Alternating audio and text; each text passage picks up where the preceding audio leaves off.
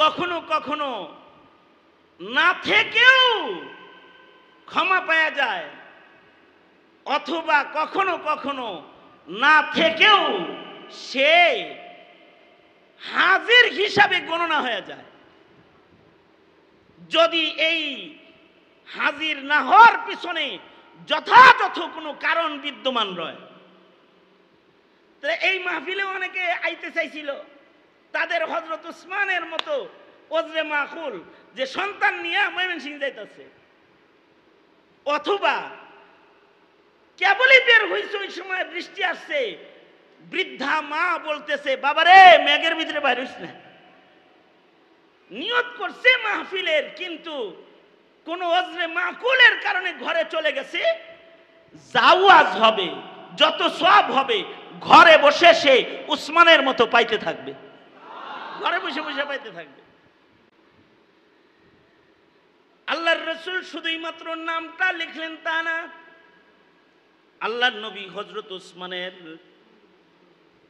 গনিমতের অংশদার হিসেবেও তাকে গনিমতের হিস্সা দান করলেন। যারা যুদ্ধ করে তারা যুদ্ধে লব্ধ গনিমতের অংশ পায়, যারা যুদ্ধ করেছে তাদের যেমন নবী গনিমত দিলেন, ঠিক সম পরিমাণে গনিমত আল্লাহর রাসূল হযরত ওসমানকে দিলেন। এবার বলেন তো, উনি কি না থাইকা পিছাইছে না আরো আগাইছে?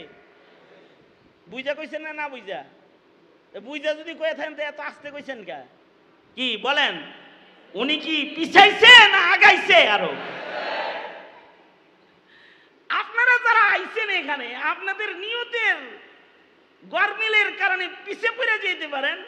যারা আইতে পারে নাই তাদের নিয়ত যদি ভালো হয় তাহলে তারা আবার আগায়ও যেতে পারে।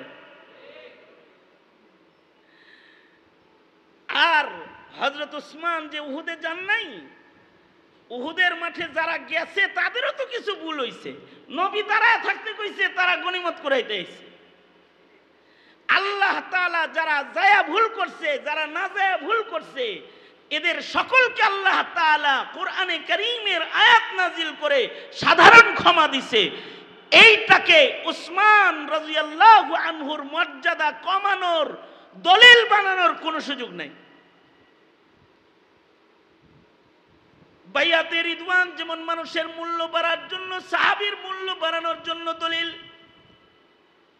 বাইয়াতে রিদওয়ান তেমন উসমানের মূল্য বাড়ানোর জন্য দলিল। আব্দুল্লাহ ইবনে ওমর বলে, আল্লাহর রাসূলকে যখন কাফেররা বাধা দিল যাইতে দিবে না,